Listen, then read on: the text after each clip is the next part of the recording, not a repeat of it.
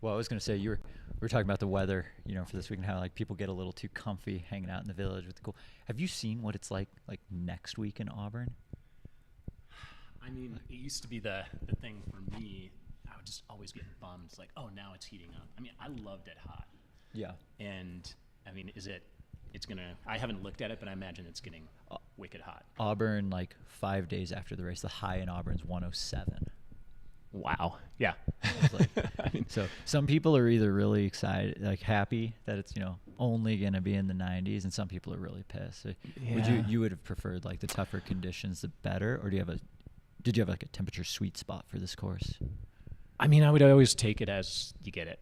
You don't get to choose weather. But I think for me personally, Western was always all about heat.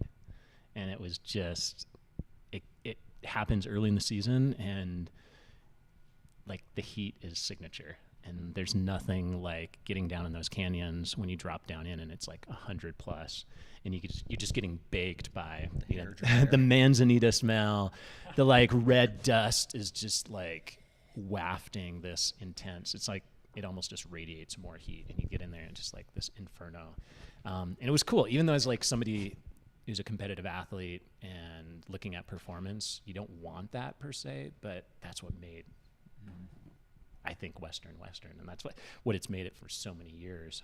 But although it's crazy, the world is getting hotter, but Western seems like it hasn't been baking. We've had a couple years of nice weather. Yeah, and then some really crazy, raining. And yeah, it's so wild.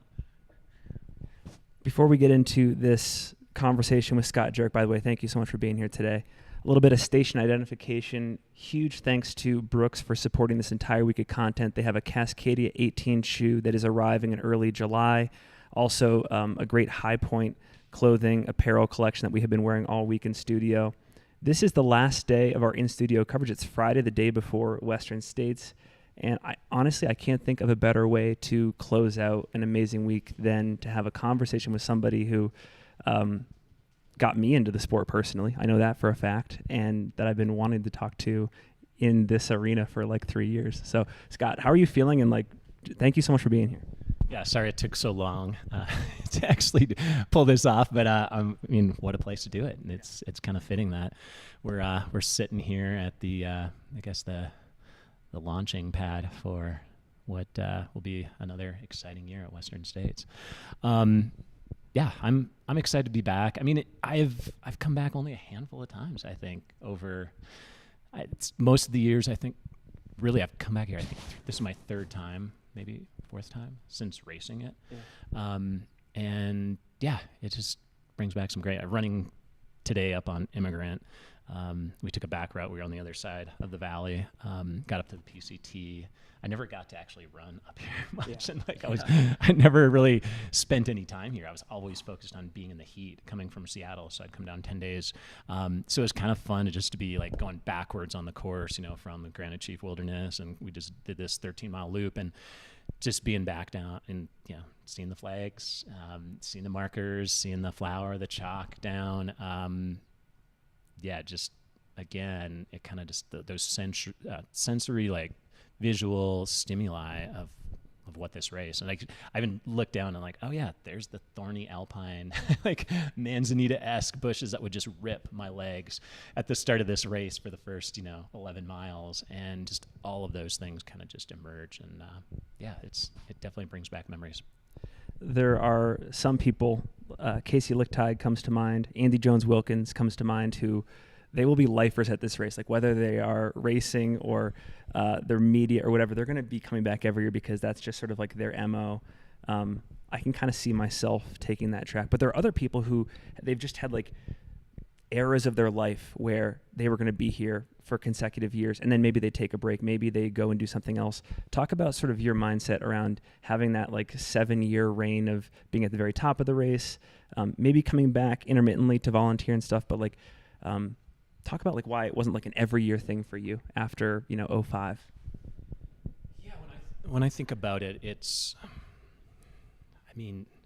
wasn't I was avoiding it in particular, but I kind of felt it was a point in my life that I did, and I don't think races or events define people. And for me in my career, obviously it was a very important event, right? It was the granddaddy of them all back in the day. Like before UTMB, this was a place. If you wanted to run 100 miles fast and hard against the best competition, this was the place to do it. And I had run a couple of races. Like I did AC as my first 100, and ran against, Ben Hine, Tom Nielsen, just, the Southern California badasses, so to speak, like the cream of the crop down there. And then I was like, okay, let's take it up to Northern California. And I loved their mentality. Like, actually, I think they influenced me, like having this mindset of like, I don't know, I don't want to say it was like tribal back in the day, but it definitely was a little bit more like, Bloods versus Crips. Like there were some lines drawn of like Northern Californians versus Southern Californians. You had the Bad Rats from San Diego. You had, the Long Beach crowd for a while there, Rob McNair. Like these are old names nobody knows. I mean, your listeners probably like, what? What's he talking about? Ethos is so cool. But yeah, that's where, and so Western was the place where everything collided. And there was a lot of like smack talking back then. There was no social media, but I remember Ann Trayson and Ben Hine got into it over, quotes in Outside Magazine. And there was really this contention, not only California versus the rest of the world and the rest of the U.S., but there was also this Northern SoCal, rivalry that occurred. And so having run AC kind of like cemented like, okay, want to come to Western. But, getting to your like question, it was more or less like this was what I wanted to do, to run against the best back then. And then it was like time to try some other things. And after a while, I was like, okay, got the course record. I felt like, I was pushed year after year to do things. And it was just, again, it was kind of like that litmus test for me of like what I'm doing. I love this sport. It wasn't for money. Like, as we all know, I mean, Western States still doesn't really have any prize money, outside of what you might get for incentives. But it was really just like, I want to see how fast I can go and how better I can get at this. So were you kind of like the outsider coming in, because it's like California versus the rest, and you were up training? I was in Minnesota. You were in Minnesota for your first for literally all the training except for like a month or 6 weeks before Western. Okay. I moved out to Seattle in May or late April, because I remember running. I ran Mac Forest, so April basically. Yeah, you always had. Yeah, it was like so I didn't come out. Yeah. Yeah, you always had quite a robust like racing season leading into states. A lot of the classic, like Way Too Cool, Me Walk, was the one down in Arizona. And I used to go to Leona Divide. I was a big Leona Divider, and then I'd go to Me. And a lot of people I know people talk about, oh, you shouldn't go to canyons, and like, oh, should you take the ticket? To me, it's like, it's a great way. And I know nowadays you can't go 80%. Yeah. But you can hone a lot of things, and you can really, there's nothing like racing, whether it's going to be your competition or not be your competition in the upcoming race. I think there is a lot to be learned there. And I think athletes do have more pressure maybe of like performing at a certain level, but I mean, it's a great environment. I mean, you just can't replicate race environment out in training. So for a lot of those races, Zane Gray 50, that was the other one that I was thinking of. Yeah, I did that a few times too. So all of those races leading up to states was always with states in mind too, in regards to just like fine tweaking. It was all about, and that's where I don't think I got burnt out, but I kind of like, okay, I've done my time here, and time to like try some other things, because I was feeling like, especially when trying to do something like Western and then going around to doing Badwater, that's a really wacky thing to do. That's a big double. That's a big double, but it was really, it all centered around, and I took a very, I'm very scientific, and then I'm also, a little bit more of like, the ethos of running, energy aspect. Forces. Yeah, energy forces. The voodoo and magic. Like just, whatever you want to call it. Like, I've always been intrigued by that, and I would, do my pilgrimage. It was a pilgrimage to come here in a different way of like, I would hang out. I was talking to Brian this morning on a run. Like, I would come down here specifically to train for the heat, and everyone, of course, would come up and hang out in the valley here.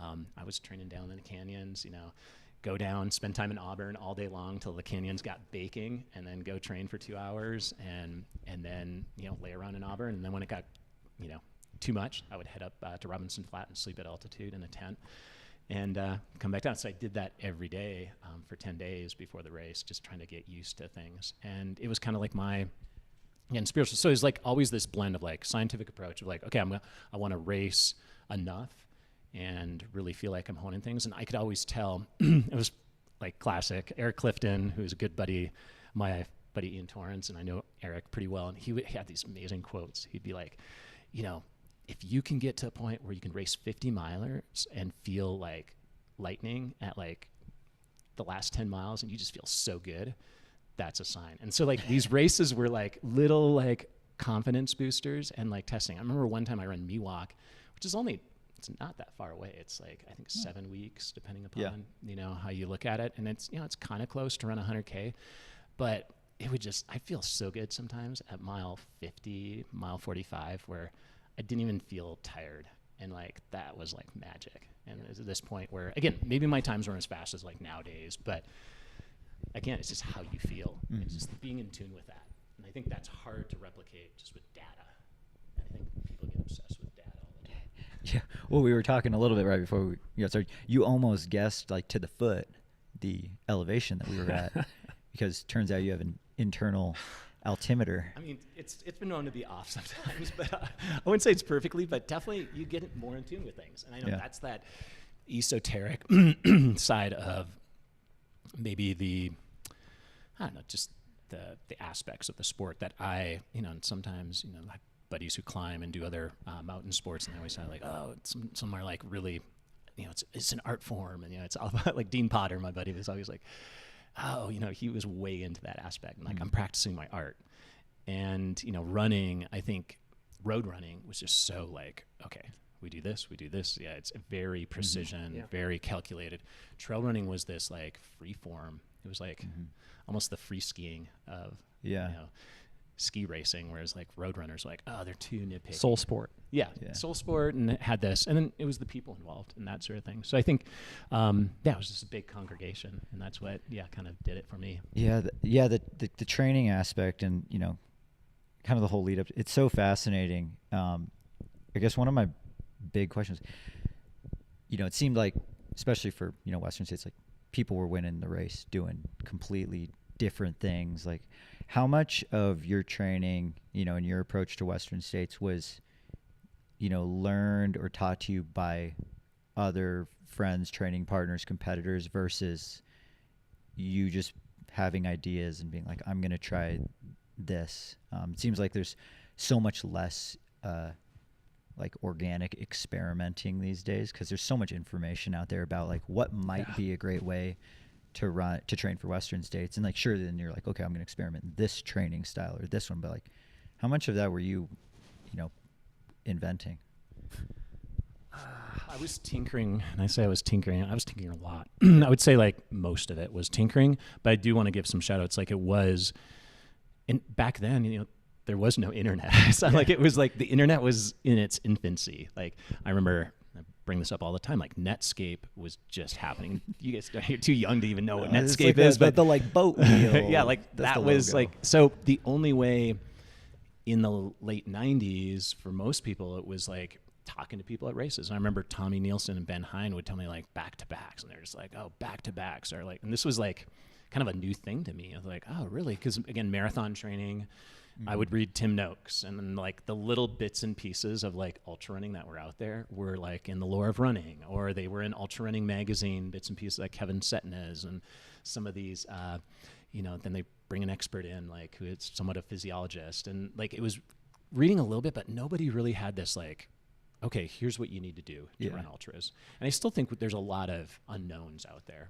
There's a lot of people who are, I guess, being more public of their results. Like, I mean, that's the other thing. There was no start. Like, you didn't want to tell people how you're training. I remember Dave Mackey always just used to be like, oh, yeah, I'm kind of in shape. And, he was like, and I love Dave. Like, it just, like, there was so much of that, like, smack talking, like, just, and it was fun. Now it's like almost, has ultra running become too serious and too calculated, too buttoned up, too like professional. Yeah, and too, I guess, I don't know, like everyone knows what everyone's doing. And I know you guys always talk about like Strava Dark and stuff like that. Like it's, I mean, good. Like I wouldn't want to tell people how I'm training. Like, I mean, I think it's good to just be in your own zone and be aware maybe, but don't get too psyched out. I think now social media, we know that into people's heads like crazy. So there's a lot of distractions. Yeah. So too much distractions, and it was more, I think, pure back then, but it was a lot of tinkering and playing around with things and like experimenting, like trying olive oil as like a fuel source. Cause I'm like, how'd that go? Reading about, that's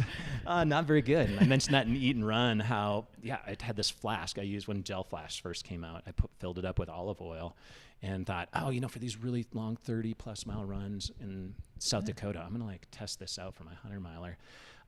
Cause I'd been way into olive oil from a everyday lifestyle fat, and, it didn't go over well. Ended up me just, puking and So, a lot of experimenting and trying things, but then also really like hard science too, and testing with things and using, what we learn in exercise physiology and kind of just like ramping that up and playing around with things and looking at muscular acts. When Tom Nielsen and Ben Hine were like, we do these back to back. So I was like, really? So you do 30-mile training runs back to back? And that was kind of a new concept from somebody who run one marathon, ran a 50-miler every year. And it really opened up the doors of like training, because I was not like mega miles for the most part. I was pretty calculated. I would say 110, 120 was max per week for me.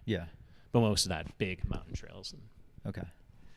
You mentioned the regional pride thing earlier, and I don't think that we have as much of that anymore. I don't know when the turning point was and when things switched off, but like I don't see Salt Lake City measuring itself against Boulder as much anymore, if that was ever a thing. And you also mentioned, which I found interesting, sort of like the media battles between people like, Ben Hine and Ann Trayson. And it reminds me, because like this week we had Hayden Hawks on the podcast, who I'm a huge fan of, and I really appreciate how forthright he is about what's going on in his mind and how he's thinking about the race and his competition. And I felt he had a comment that was, I don't think it was that heated, and I think it was meant in respect, but he said, look, when the race starts, I don't really have friends anymore. Like I'm out there to compete. And it got a lot of flack. Like a lot of people took it the wrong way. And as somebody who has been in Hayden's position, at the height of this sport, what's your reaction to that? Like how do you feel when you see someone like Hayden saying that, and how do you feel about the reaction? So I've finally got a chance to like hang out and talk to Hayden last year at UTMB, and it was after the race at Jim's like celebration party, and I really like the guy. Like, I mean, I liked him on paper before, but like getting to talk to him, and again, love Jim. I've known Jim a bit. It's not like I hang with all these young bucks, so to speak. Like, definitely don't like train with them hard or anything like that. But Hayden, there's nothing wrong with that. And I think we've gotten to this like, I don't know, I'm sounding like, somebody who's complaining about just the overall mentality here in the Western world, in the US in particular. Everyone's like, afraid to step on people's toes, and like, you can't say that. And there's nothing wrong with that. It's like the same way it goes with, I was buddies with most of those guys on the start line. And it was, we would smack talk all the time before races, and just be like, and just trash talk each other, or do like, and it's also a strategy. It's like to get in the heads, and like, there's nothing wrong with that. It doesn't mean you like can't stand, but when I was on the starting line, the gloves come off and you better be ready to crank. I mean, and I remember saying, I write about this in Eat and Run, and talk about like my buddy Dave Terry, who, we were buds. But I remember one time saying to him, like, we were going, and he was hanging on my ass like all the way like into like Robinson. I was like, I don't know, it was maybe 20 miles in. I was like, man, Dave, you really want to hurt today. Like I just said, and again, rest in peace. He's no longer with us. And then like sometimes like, God, I was such a dick back then. Like sometimes. But I think it's just those competitive juices, and there's nothing wrong with that, as long as you're a down to earth and like real person off the race field. I think athletes sometimes it's like, no, it's warfare out there, and it's like full on. So I can appreciate that for Hayden. I think sometimes people again I don't want to like overstep things here, but like I think it can be taken a little too personal. And everyone has something to say about something. So good for Hayden for sticking his neck out there. And if you can back it up, that's the thing. It's like, I'm all about like, if you like, there's some people who talk a big game, and that's where I'm like, they need to be put in their place. And so I'm all for like that. And I think Hayden has the chops. he has the ability to, I don't know, maybe some people disagree, but he needs to win this thing. Yeah. And so you got to have that mentality. You got to have the fighter mentality. Yeah. My brother-in-law, he's got the best quote. He always says it. He's like, "It's not cocky if you deliver." I mean, and you also have to be confident. You have to be confident in this day and age. I think when competition is so steep, and I think sometimes, I think because it's so calculated, everyone knows who's going. But I loved, the old days. I think we need to bring back the last minute entries. If people are ready to be thrown into the ring, throw them in. I think it's good. It keeps people on their toes. There was a comment you made on an interview a few years back that has stuck with me ever since. I'm paraphrasing, but you basically said that with more perspective and more education in your career, you became increasingly disconnected from this pure drive to win and to dominate. And because of that disconnection, it was really difficult to justify all the pain that you needed to go through on race day to get it done. And it made me wonder, because I don't think you guys covered it in a follow-up, were you saying there that if you don't have this pretty significant ego on the start line, that it's really hard to be an elite athlete? 100%. This is why, the greats in a lot of sports, they're not always the greatest people. I mean that both on, the male and female side. It's sometimes they're tough, but for me, it only really came out in competition or when it was going in and things like that. And I think it gets harder because I think you have a half-life in extreme ultra sports, ultra endurance, based on the physiological aspects. And then I also think there's the mental component. Yeah. And you have to be willing to throw down and hurt for a long time. And if you start to question things, that's when you start to crack. And for me, I did it for so many years, but then I started do I really need to do this? Is it really? Again, when I was racing, I wasn't winning tons of money. There was no real, it was just me wanting to, hone this craft, so to speak. So there wasn't a lot of payout. And then I was also wondering okay, it's not obviously ego. It's not, I'm becoming famous. It's for me, it was oh, should I be? Yeah. And you start to question that. It's in how many years can you do that mentally and be at the top and still okay, I want this really bad. At the end of the day, not only do you have to, be cocky and confident on the start line, you also have to produce and execute. And I think that's what, when you hash out, who's going to win, who's going to where people put in their bets. People have to execute when you most need to. And that's the fine line of can you do that? Because everyone on the start line is really fit. You're assuming. There are very few people that throw their hat in the ring and say, I'm just going to see how it goes today. Yeah. Did you find that, through many of your years at Western States that, the battles towards the end, whether it was against you or other competitors, did it come down to more the mental resilience than the physical side of things? Because you said everyone's fit. So then did it just come down to the mental, who just wants it more? Who wants it more? Who can execute? Because there's a lot of pieces of the puzzle, right? A lot of times back in the day, maybe not now, maybe everyone hones their fueling, but I volunteered now. This will be my third year down at Quarry Road, and at 92, you see, there's still people messing up their fueling, hydration, or their stomachs. It happens. People don't, again, follow up. So you have to execute all those pieces. So it's not just mental. And there are a lot of runners back in the day who had, they had way more speed than I did. Rich Hanna, 2:14-ish marathoner. Tom Johnson, I think he was a 2:18, 2:20 guy. We're talking about quality, legit speed. Rich was just fresh off the world 100K, and he set a world record on the 100K road. So this was it's kind of terrifying in a way to have these guys really fast and the speed there. So, but again, you have to be able to fuel, and you have to be able to drink enough. You have to be able to survive the temperatures and the heat and the terrain and all those pieces. So I wouldn't say it's all mental, but there comes a point where you have to have the mental acuity to put all those pieces together, and then you have to just like, how bad do you want to suffer? Because I always would look at Mike Morton's splits, and I'd just be like, okay, from the river, he ran these times. I was like, whoa. Like, again, for us back then, I know it's different nowadays, but you just look at him, just like he was running, sub eights, from the river. And then like, that's where you had to be able to hammer. Yeah. And sometimes, for me, or not sometimes, a lot, it was by myself. And I was running against like times. Yeah. Looking at the race now, or how it's evolved maybe over the years, is there still room for that like big mountain grinder to win this race over the quote unquote fast kids? I would say Western is it's about speed. I'd be lying if it's nothing against California, but the trails are smooth. Yeah.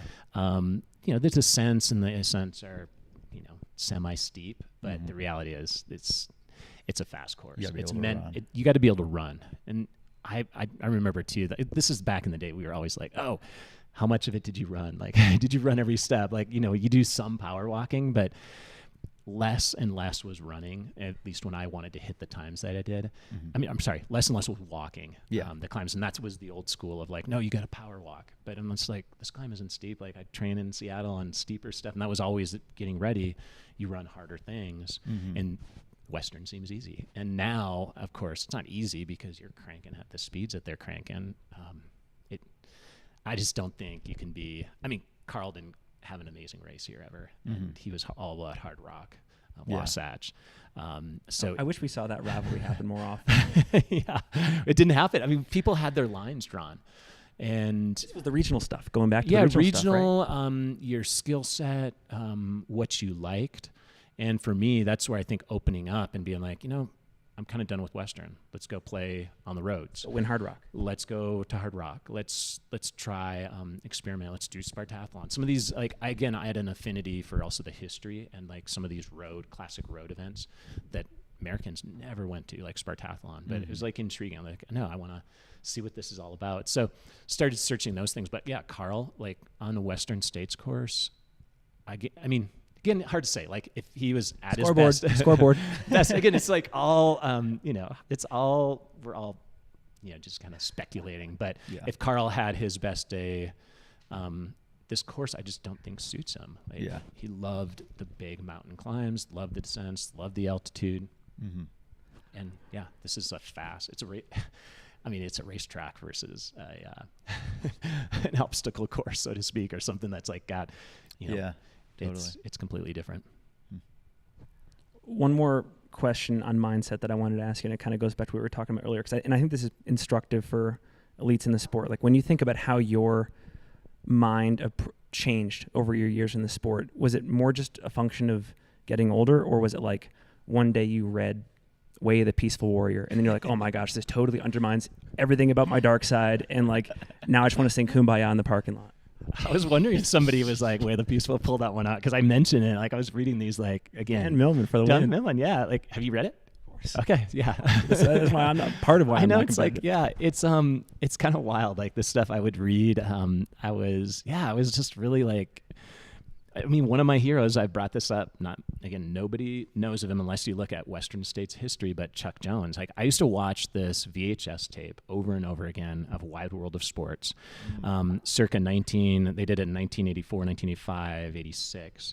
Chuck won it in 86, and I just remember his interview that he gave to John Brandt, who's an Outside magazine writer, Runner's World article, like, just blew my mind. It's like running 200-mile weeks, living, like did all kinds of, was doing meditation, and he would talk about, again, the esoteric side of ultra running in terms of like, wavelengths. And he was like, yeah, sometimes I can feel the vibrations of like the earth and the trail and just like all this stuff. I was like, wow, so I had that, but then I also had the science stuff. So I was like blending these two. And I think it was never like one book. It was like this, it was just like a transformation evolution. And I think that's ideally athletes go through that to like figure things out. But then sometimes you're like, what's the point of this whole, span of my life, and what am I doing? Like sometimes wondering like, it's so cool in the moment, and there's so many things. And then to this day, I haven't stopped running, or I haven't said, oh, that was stupid, I'm done. So there's still stuff there, I think. And it's like this constant process. And for me, that's the way I looked at it. So it wasn't just one book, one thing. It was like I took all these little pieces and then put them together, tried to form something out of it. And, I don't know, had some success along the way here and there, but I also had, some failures and had times where it wasn't all pretty. And I think that's where everyone looks at results and thinks, oh yeah, just ran away with all these things. And I had my fair share of like problems here at Western. And back in the day, you could get away with having some problems and still revive yourself. Have you ever read the Goldfish essay by David Foster Wallace? I have not. Tony, like, I have this stack of DFW that like I need to get through, because Tony was always like, dude, you need to read, it's amazing. Like, and then I had kids and I just didn't have time, but I've got all the stacks. Actually, my publisher of North, is the current Little Brown. And so my publisher was like, I'll send you all the, DFW stuff we have. And so I have all the, but I don't have that essay. But the Cliff Notes is basically like David Foster Wallace. He loves tennis, and there's this. That's the Federer. No, that's not the Federer. No, because it's a woman, and she's at the top. She's at the height of the sport. He tries to find her basically and see like, hey, like, how do you do what you do? Why are you so good, especially from a mental standpoint? And he's a little bit depressed when he learns that like part of the reason why she's so good is her mind is so simple. Like, she'll take a phrase like, you need to work hard at face value, and like not get into like the meat of that statement and just accept it and go do that. Whereas like, because he has like spent all this time like reading every single book in every area of philosophy, like his career has been undermined by like almost like over education. And like her pathway is just like extreme simplicity and like taking these like trite phrases at total face value and like owning it and like not questioning, and then like not also like departing from that path ever. Yeah, I have to disagree with it. I grew up, Polish, and my grandparents are like hardcore Polacks, like, proud to be Polish, like had the bumper stickers everywhere. And it's like, hard work is everything. And you just like work your ass off for everything, which I think I'm thankful to this day. But it was always like, you just never question anything. You just kind of, again, took things at face value. And I don't know, like, it wasn't like I was the young punk who wanted to bunk that, but I also, I didn't want to walk in one straight line. I wanted to experience, and that's why I went in debt ultra running. Like, I had, racked up tons of credit card debt to like go and race and go and, do this thing that this new passion, because like something was, and I've always done that in life. And, it's the way I lead my life now. I, spend time with my kids, and a lot of people are like, why aren't you, like, we have real jobs. And like, I'm like, I do too. I have a job, but I have this really wacky job that does a bunch of things. And so I have like kind of strayed from that really like trajectory of just straight and narrow. Like, you just follow that path. And like, I want to see and learn from all these other aspects. And that's why I'm thankful. The community of ultra running, that's what, and I think at its heart and soul, it's still there. People talk about like, oh, it's not the same, but it's the people that I interact with. I mean, we hung out. It was like going to concerts and hanging out. Like a lot of us would camp at the race start and, have beers after, hang out and talk and do all this stuff that still happens. But I think like that too was good for me, because again, I learned things, not just about running, but just life, hanging out with other people. And we don't do that as often, I think, nowadays. Like, I hung out with, probably people I'd never interact with. Like, you have David Horton on one side. It's like, evangelical Christian, just a wild man, like just, amazing. And then on the other hand, I have all my hippie friends. And then I have like, the lawyer, doctor type A's, and you just bring all these people together, different walks of life. I remember hanging out, with my Latino friends down from Southern California, Jorge Pacheco, like Gabriel Flores. Again, hanging out with just, Luis Escobar. These are folks, I mean, Gabrielle used to work in a tire shop, like, and throw down on ultras on weekends. And like my buddy, Richard Fisher, he would work under heavy equipment in the heat of Las Vegas, just working on like backhoes and, excavators. And then he would run ultras on the weekend. And there's like hanging out with folks that were ex-military. And like that to me was like transformative too, because I learned so much. They weren't winning the races. Gabriel was, but Jorge, but they were just, again, rounding that. And I think more of that should happen and continue to happen, because that's what makes ultra running so amazing. I know you wanted like really nuts and bolts of training here and like, all the details. This is what I wanted. Yeah. I know, it's like, I'm like trying so hard not to be like, let's get back into the X's and O's. You had mentioned, but actually I do have a question. Oh, no, go. You had mentioned you're like, when everybody's, running 200 miles a week. We've talked about like, it's been mentioned on the pod before. We're like, are we in a volume revolution? Because we see people on Strava, running 120, 130, 140 mile weeks. And, I've had the pleasure of working at Rogue Valley Runners with Hal Kerner. That's and where this cougar came from. This is one of I was like, who's that cougar? Did you I, steal I swiped it from the front counter of the shop. But Pretty heavy. Oh, yeah. I mean, what do you do with those? Yeah, I don't know. It's a good doorstop. Yeah, big. It holds down the stickers on a windy day at the shop. But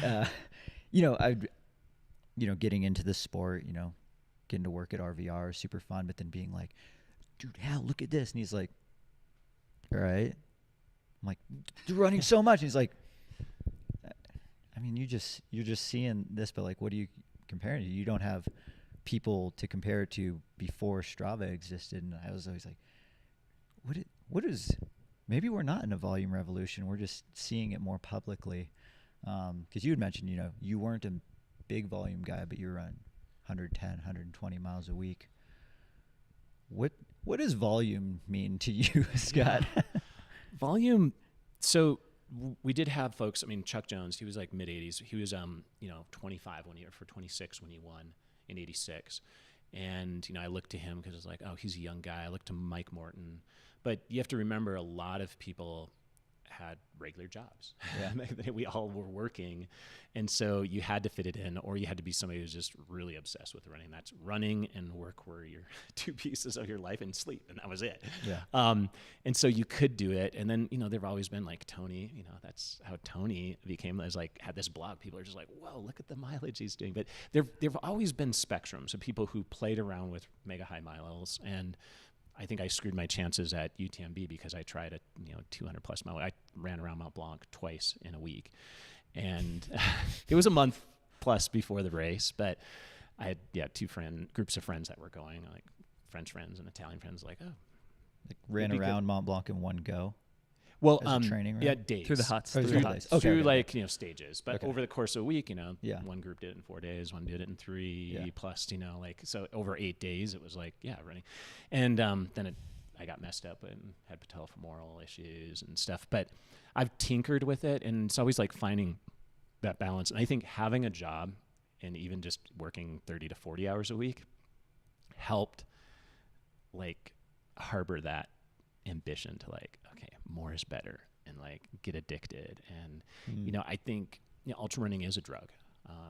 Running is a drug. I mean, a lot of there are friends of mine who committed suicide, and when they haven't had running in their life, it's not a good thing. And changing their medications, all this stuff. So it can be very addicting, and it's dangerous, I think, when people feel like I gotta up the ante because I see somebody else doing this, or if I wanna get on the podium at this race, I have to train this much harder. And so I think there is a balance, and I think it's coming in a really sweet spot probably right now. I personally think, and again, everybody's different. Some body types can handle the high mileage, but there's a difference between again. Junk miles was this old terminology. I mean, I think I've heard somebody say utter junk miles in a long time, but it's, you can get trapped into that. And so for me, I do believe in like quality, and like I was always trying to do like, okay, how can I get faster by doing harder workouts? And that's where the like multiple long hill repeats came in, and doing workouts that weren't just, okay, I'm just running a lot of vert, a lot of time, putting miles on my feet and looking at the stats at the end. It was more like, what's my effort level? What's my heart rate?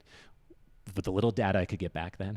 It's like pre-altimeters, pre-GPS. So you were looking at the metrics. Oh, that you could 100%. I mean, I had a physical therapy. I have a master's degree in physical therapy. So I'm very scientific. And so that's why it's always funny. Like that people are like, oh, it wasn't scientific back in the day. I'm like, we were as good as we could be based on what the info, but I personally looked at that stuff. I was into it. I did VO2 max testing. I was, I didn't have a team working on that, but I worked at a clinic where they had a VO2 max unit, and I'd be like, oh yeah, I'll test this stuff out. I'll do things. And for me, it was always tinkering with different things I had read. So I was definitely looking at it. And I didn't come from a fast road background. I didn't come from, D1 college running or anything like that. I dabbled. I ran one season of D2, part of another season.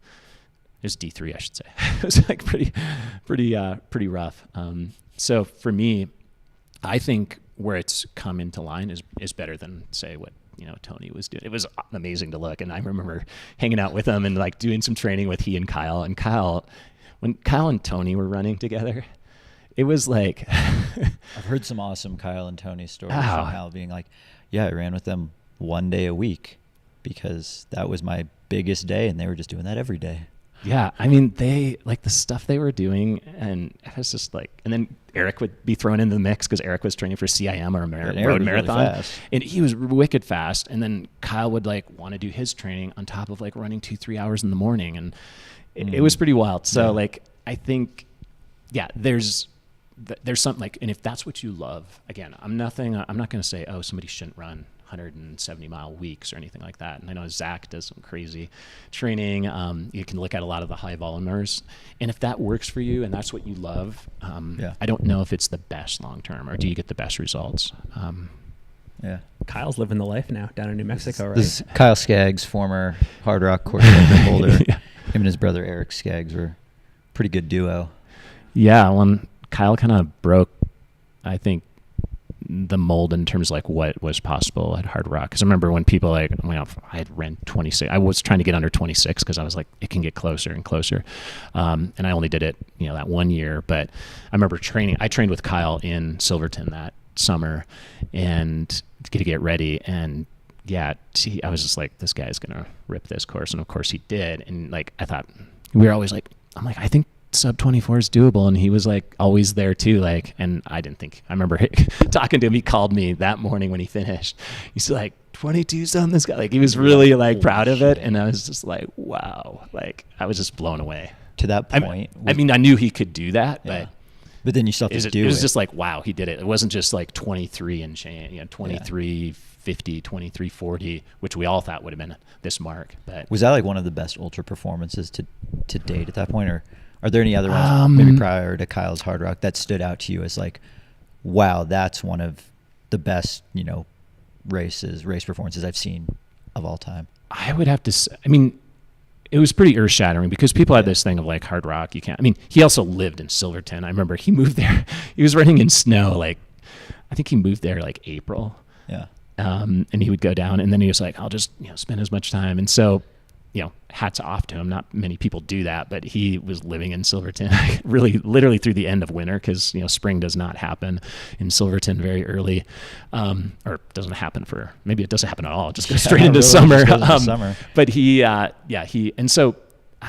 think it has to like rank up there. I think on the East Coast, there's some stuff that's probably, again, I think, I mean, again, Eric Clifton was doing some cool things back in the day, and nobody knows who he is in some circles, but like those of us who were racing back then, again, the East Coast doesn't get the attention, so I got to give my East Coast cred. Midwest have some great runners, but a lot of it gets centered out here. Matt Carpenter did some amazing stuff too. Give some kudos to Matt. Like, he probably could have run. I think he had the capability. Probably, if he had gotten into ultras, he probably would have run sub 14 at Leadville, just because, I mean, he's a freak. Yeah. Just in terms of what he can do at altitude, and he has the speed, or had the speed back then. Yeah. But having the opportunity to run against him that, first time he ran, Paul DeWitt and I was doing the Grand Slam that year. Like, it was pretty cool because, Matt was a legend. I did one sky running race, I remember, and just being like, that guy's coming back. It was an out and back section. Like, that guy's coming back. And I knew who he was, like, knew all the, just a total, like, high altitude freak. definitely on another par. So there's been amazing stuff all along, but Kyle's was an eye opener because Hard Rock was just, yeah. And again, Mike Morton, what he did at Western States here, like he really broke the mold of like, not only, okay, this is the first non-Californian male winner in, at that point, was it 20? Oh, okay. Yeah. Is he based in Florida? He was living at the time. He was a Special Forces Navy diver. And I think he was in the Delta Forces for like just an amazing. I never actually got to meet him. We've exchanged emails over the years, but never raced against him. But Ben Hine was wicked fast too in Southern California. Yeah, hate to talk about like old stuff, but like Mike really kind of broke the mold there too. Of like somebody ran, and it wasn't like an exceptionally cool year. And I remember they actually sat him in a. This is like how old school, like back then. Norm Klein, they were just like, he's cheating or he's doing something. They sat him in a chair at Forest Hill to check his blood pressure. So he actually was not. He had to like sit stationary for a minute or so, and it was just like people were in uproar. It's like the Californians are trying to like proof that he was actually running. Yeah, and just like slowing him down, and like it was just kind of wild back in the day. I feel like we're going to be seesawing between the X's and O's and maybe some of the emotional sides of the sport. We're finding balance. We're finding balance. We're trying to find a balance. Trying to build a balance. Name that song. Anyways, there's a comment in the chat that I want to acknowledge. And for context, we had Jim Walmsley on the show on Monday, and he told us a story about how back in 2016, when he was trying to get that golden ticket at Bandera, he got it, but then he had to message Craig, and he was like, can we like put this thing on layaway? Like I'm not sure I can like pay my registration fee for Western. Like things are kind of like in the balance right now. And there's a comment in the chat saying like, you know, kudos to Scott and Jim because you guys made some tremendous financial sacrifices to achieve greatness. And it's interesting to think like while doing that, you still had to race and perform. So were you able to compartmentalize that like financial anxiety and still like just like clear your head and race well? Or like, was that always like top of mind? Like, I need to perform today because there's money on the line. Well, there was no money that was going to be acquired back in the day. Not even sponsorships. Yeah, back then. I mean, I'll give you an idea. Again, you know, Montreal was my first sponsor. I think I got like $6,000, but it was only in travel expenses. So I would actually buy extra groceries to bring home when I would travel because the only way I was getting reimbursed, they would never write me a check. They were just like, no, we're just going to run it through as business expenses. Send the receipts. Yeah, which I was just like, it's driving me crazy. And it wasn't until I was sponsored by Brooks in 2004. You know, I'd run Western, won it, well, at that time, you know, 4 times, and I got sponsored in 2004. So my 2004 win and course record was when I was sponsored by Brooks at the beginning of that season. But prior to that, I would only get reimbursed, and I think I got up to $8,000 as like my reimbursement. But there was no like, okay, if I win this, maybe I'd get another, you know, piece in outside or get some more, you know, because I was doing this over and over. There was also the Lance effect of like I was winning the same years Lance was winning the Tour. People love that story like outside of the sport. And so I was getting some mainstream media, but it wasn't like it cemented like money. So the anxiety, I would say like for Jim too, and I didn't know that story, but another good story. But yeah, we'll talk about like the first time I actually spoke to Jim. You can ask me later, but I think it's a great thing when there's a lot more on the line. And for me, it wasn't like I was expecting, like at some point I was going to have to pay that credit card bill. And I think that was like, I was just in a denial. I was like, at some point I'll get to it. And of course, nowadays, like, you know, upper 20s, 30, I think it was at $30,000 at one point. And it was because, you know, a combination, like I worked enough, but it was like, I was never getting ahead. It's like, oh, buy some more tickets to go race down at this race. And, you know, I was not living on the high. I wasn't like staying in a place like this. I was like camping at the start and finish. And my buddy Scott Jurek, who got great guy. Who got me on the Montreal team was like, you know, hey, I'll meet you. So it was a kind of a thing. I was like, hey, I'll go to that race. That way, you know, I can like, you know, maybe we'll get a hotel room or maybe we'll just camp. And so I would literally hang out at the Montreal tent, talk running shoes all day long. And then we'd go and camp, or sometimes we had a hotel room, and it was just like bare bones kind of living. And I wouldn't trade it for anything else. But you know, that's a big thing, and I just had to like forget about it at sometimes, but it was like a motivator, but there was no like light at the end of the tunnel, like, oh, if I just win a little bit more. Whereas Jim, I think in his era, and there's nothing wrong with that. I'm not one of those old guys like, yeah, man, they have it so easy now. But it's nice that there are opportunities that you can make a little bit of money, or that you can, not be in crazy debt. But I think also there's that balance of working some too. There's nothing wrong with having a job. I mean, Drew Holman's like a great example of that. Like Drew home run. Yeah. So I kind of like it because to me it reminds me of the grittiness of what the sport was. And I didn't know that story about Jim, but it's pretty cool. Are you able to talk about that first meeting with Jim? So actually, it was over the phone, and so I knew James Bonet for a long time, and legend, man against horse. Well, no, a lot of people don't know. Like James, like he was a little punk ass kid, like showing up at race. I remember when he was 13 years old. When I remembered the first time meeting him, it was at Crown King Scramble, and I was at this race in Arizona, and his dad was like, "Oh yeah, my son just finished the race." I was like, this kid in his child, like 50, like yeah, he was a child, like 13. He was like, "Oh, he's 13." I was like, are you serious? And like Paul Bonet was like, oh yeah. And we knew that name from Arizona. Paul was like a, great performer in Arizona, comes up Western states. But he wasn't, but yeah, his 13-year-old kid. And so James was actually, he called me because that was the year, of course, Jim took the fatal turn. And he's like, hey man, I know what you're doing right now. I usually don't pick up my phone a whole lot, but I was like, oh, James, no. And Luis Escobar was sending pictures of Jim. And he's like, dude, there's some guy that looks like retro Scott Jurek. You remember? I was like, come on. And I looked at a photo. I was like, whoa. I was like, what? Are you serious? Like, it was like totally blew me away. I'm like, what? Like, this is somebody who's racing there. He's like, yeah, this is somebody. So Luis was sending that. And then, of course, James asked, hey, would you talk to Jim? And I was like, yeah, sure, I'll talk to him, because I'm just like, man, I've seen some heartbreak at Western States. Obviously. Was this during the race? This is after it's over. After he dropped out, hit Highway 49, not where you're supposed to. And he's like, hey man, if you would talk to him, and I said, sure, and yeah, I was just like, first off, I was like, this guy, was ripping the course. He kind of. Again, not that he looked like me, but like he had this mentality that I hadn't seen in a while. And I followed the sport enough in those years, but yeah, I was like, wow, this guy like goes for broke and goes big, and knew nothing about him, and just talked to him. And he was just, again, this very down to earth, but just so despondent, in despair. Like, yeah.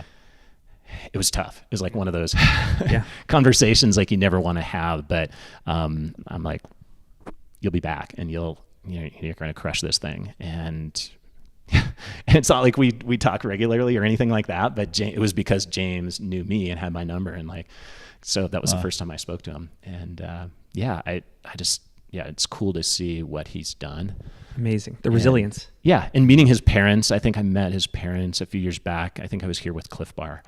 And there's, again, people talk about all the, physical similarities or like looks.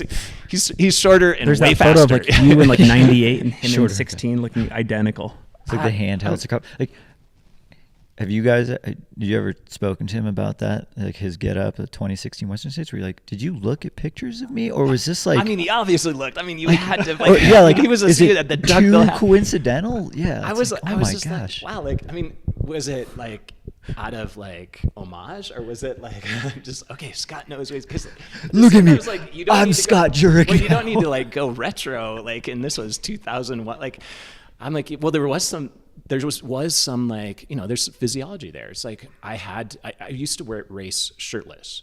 Yeah. Those of you like seen the old photos, but then when you have sponsors, they would be like, hey, you gotta have the logos. I actually looked into doing temporary tattoos. I was gonna say, is that or tattoos? Because back in the day, people weren't doing that, or it was hard to find. But I was like, they wash off. So, but I used to race, so it was like Montreal, and then eventually like Brooks, like, oh, you gotta have logos on, and so I had to find a way. So the best way was to like hack shirts. And back in the late 80s, early 90s, when ultra running, like some of my Bay Areas, they all had the cutoffs. It was all like, again, whether it was, homage to the heavy metal era, things like that. But it also made sense. I was like, it's way cooler. Like, just hack the shirt away. And everybody started showing up. If you look at photos, everyone started showing up with less and less shirt. It had the logos and, they weren't always like, fine. But that's how it happened. So like Jim, and then putting the holes, like Eric Cliff, we were always like wrinkling race bibs, putting holes in race bibs, doing things. And so,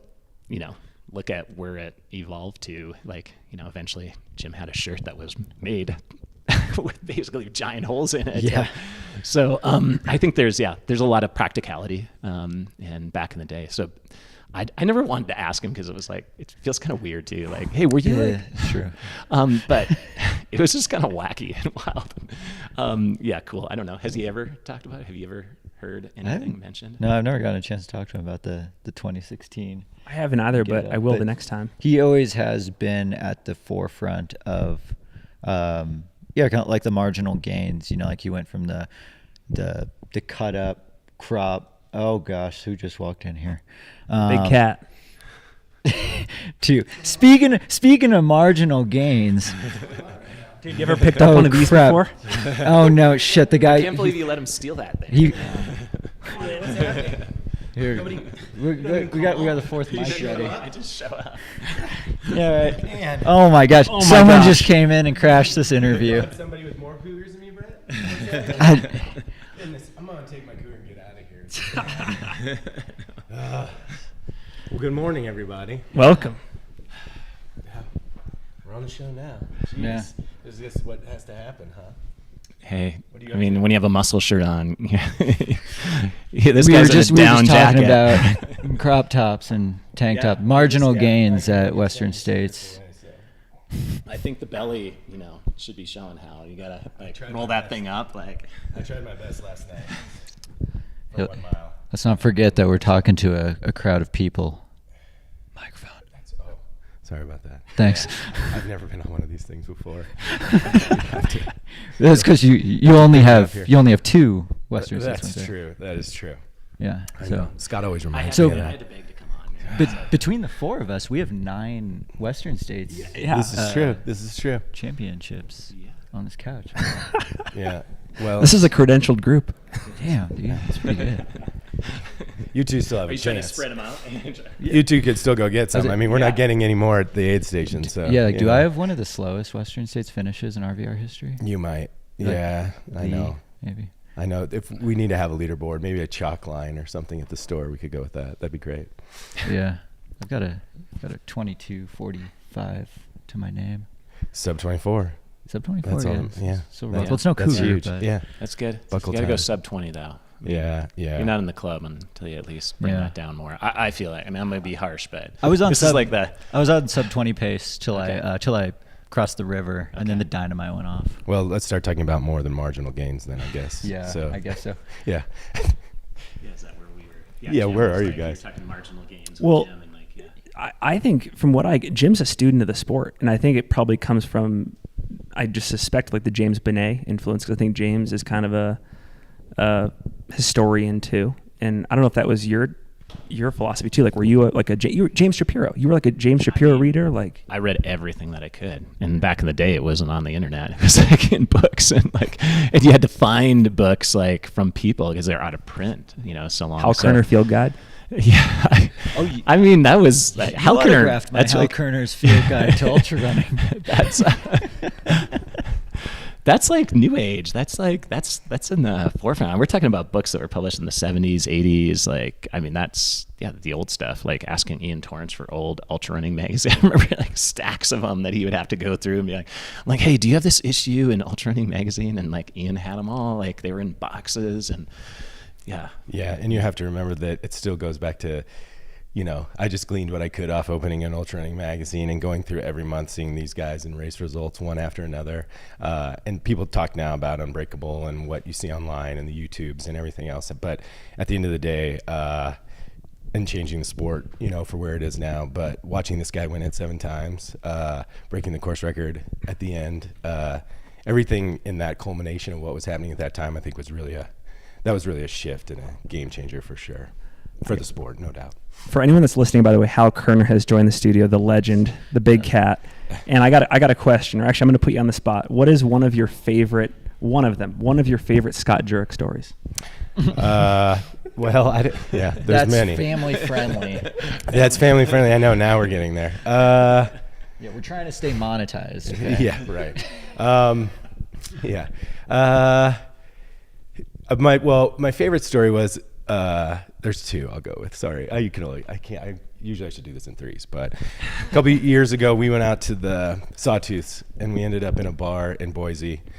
As things usually happen with us. And we were just having dinner. We had a few drinks and a guy came over and in the middle of it, like, stopped the dinner and walked up to Scott and he was literally like, "Hey, you changed my life." And he goes, and I think maybe what he said was, "You saved my life." And that was one of the most amazing things, and maybe some of us have had the ability to be able to do that for someone else or have that moment. And, but I thought it was one of the most impactful things that I'd ever heard, and his admiration for Scott and setting his life on course through, just Scott's actions. And he had so much gratitude and appreciation. And then there was this one time when we were racing. To go, You're actually running to find balance. Instead of a bar. Here we go. And then there was this one time we were racing up the first 200 meters, and I remember, it was always Scott's race to run. It was always Scott's race to win. And I remember there was one competitor, I won't throw out names here, it wasn't me, but there was one competitor who got right in behind Scott, and he tucked in behind him less than 200 yards going up the escarpment here. And I remember Scott turned and he just said, "Get off of my ASS right now." And it was the best thing ever. And I was like, well, okay, this guy means business. And then basically everybody stayed off his ass for the next 100 miles. So, that's kind of what ended up happening. So kudos to Scott for always taking And it out. I think I did zigzags too, up, we had to do this giant cat track. I was just gonna follow me the whole way, literally just two-step me. And I'm I did zigzags just to see what he would do. And I'm like, oh, he's there. But yeah, then it came to okay, you gotta say something. And I think that's, and there's nothing wrong with that. There's nothing wrong with that. But, also, I think it just speaks maybe to, it was a little, I just think it speaks to how you were racing too. It was just doing your own thing, always being off the front. Yeah, going for it. Was that your style to go to the lead immediately at the start, or did you feel a sense of responsibility as returning champ? Set the tone early. The race actually starts in Palisades. It doesn't start at the river. All that other junk people say.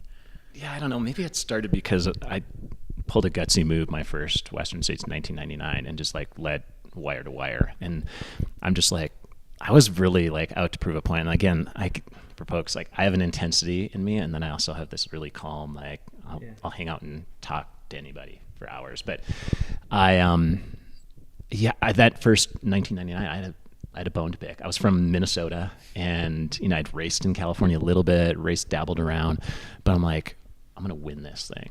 And I just, there was laser focus, and I think after that first year, it's okay, I'm gonna get into a rhythm, and it's not about proving a point, because there were times, I think there was a couple times where I wasn't the first to immigrant. I'm trying to think of somebody who went off once and was, but I had my Clifton or was Clifton. I was trying to think. It's really hard to remember. So everybody's assumes that I must know every little time, and they all kind of blend together in some. I remember, when I ran on 50 miles of a sprained ankle, or I remember hopping over a rattlesnake, things like that. But do I remember there were a few individuals I think who went off the front, but that first year, and so I think it was kind of a way to again set the tone and prove a point.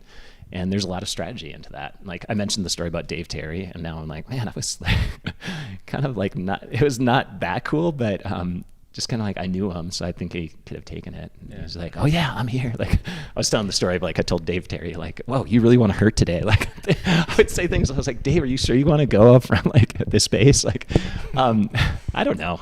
And again, we all had this intensity to it, but we were buds at the end. Yeah. And I think that's what was cool back then. We learned from each other, we pushed each other. It was all about how can we get a little extra out of us, and getting that extra ounce on the race course, I think helped us outside the race course and being better people. Maybe some weren't, some maybe didn't like it, but I just think, there's too much sensitivity nowadays. It's there's nothing wrong with being, What do you think, Hal? Still Like, race. I think there should be more trash talking, more like, it's too sterile. 96 bulls. That's all I got to say to that. So, yeah.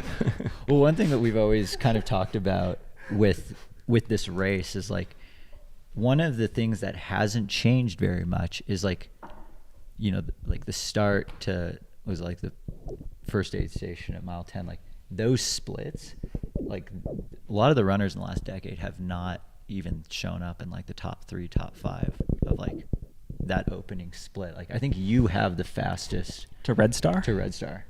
I have a pretty fast one.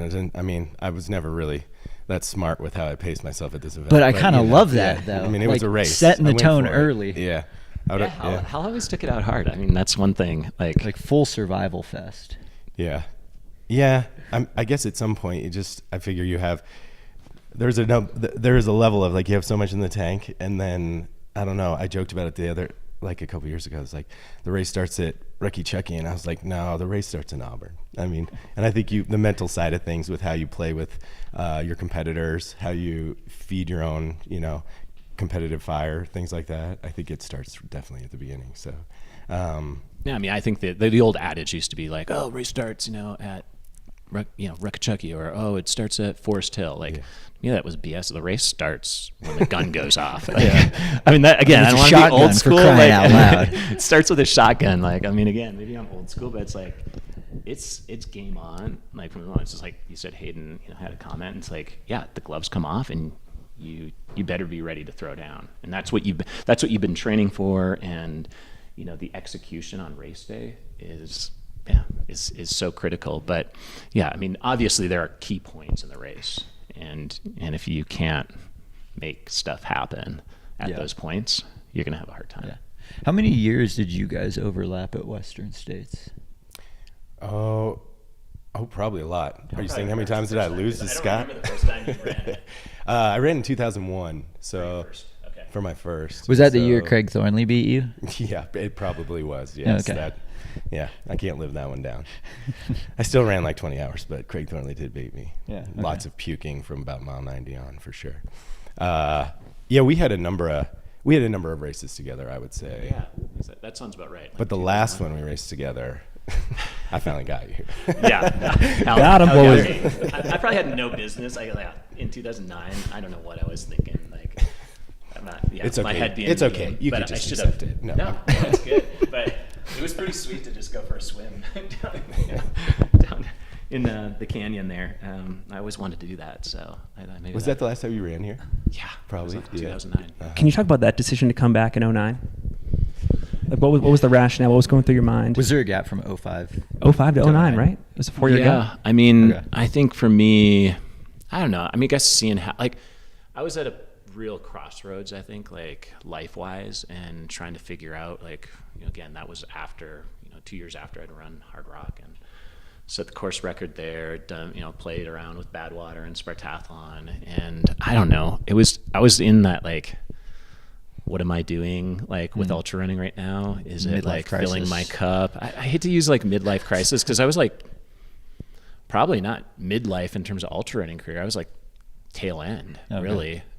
Sunset years. I use that term. Because again, I'm a big user of the word like half life. I mean, that's why you see guys like Tyler Green. I think people are like, oh, he's cranking hard at 40, but was he doing it when he was 20? Like, I've utmost like admiration for him. I think it's amazing. So there's always that like, the half-life window, and maybe people can disagree, but you have these great years, and if you burn those years, or you like are doing things early, like, I mean, I still think like you can be in your early 40s and rip, especially at hundreds. Yeah. Maybe it's harder 50Ks, 50 milers with the speed that comes now into the sport at those distances. And there's wicked speed at hundreds now too. But I think somebody like him, shows that you can be wicked competitive, even at that level. So for me, I think coming back, I don't know, maybe egged on. Like, I was training in Ashland 2008 a lot. Really? Yeah, I was hanging out. I did a stint. Trail Town, USA. That's what I did a saying. stint. We can build it back. Yeah, I was going through my separation, divorce, and I remember I was living in Ian's. He had this spare bedroom that was like had these tapestries and like, just Barely a sped. yeah, I was just like in the cave doing track workouts with like Ian, and then running with Skag. I mean, both Skaggs were there, on and off, Tim but was mainly there. Eric was Yeah, there. uh-huh. And Tim wasn't really even training that much Not with it. much, He was but just he's getting there. into ultra running. Co-located trail team that you've Yeah, always wanted. Tony had left. I don't think Tony was around, but Yeah. And he never got to really appreciate Ashland because I think he was injured or something like that when he was there. Yeah. a little yeah, bit, Tony uh-huh. was, yeah. And so we didn't overlap, but For Tony's standards. yeah. He was only able to go up Ostrich once a day. Yeah. 120 mile weeks. Yeah. Yeah. something like that, so, yeah. But yeah, that was a stint. And I think, being around, I was like, oh, maybe I should. And I remember Hal, like, I was supposed to gonna pace you in pace me. 2008. Yeah. And then that's the year the fire shut it down. Mm-hmm. And then I was like, maybe I'd go back. And I was kind of splitting time between Ventura. My wife Jenny was, now wife Jenny was living down there. And I don't know, Ventura was great because it was like beautiful out and like running like up in Ojai and like running the coastal mountains there.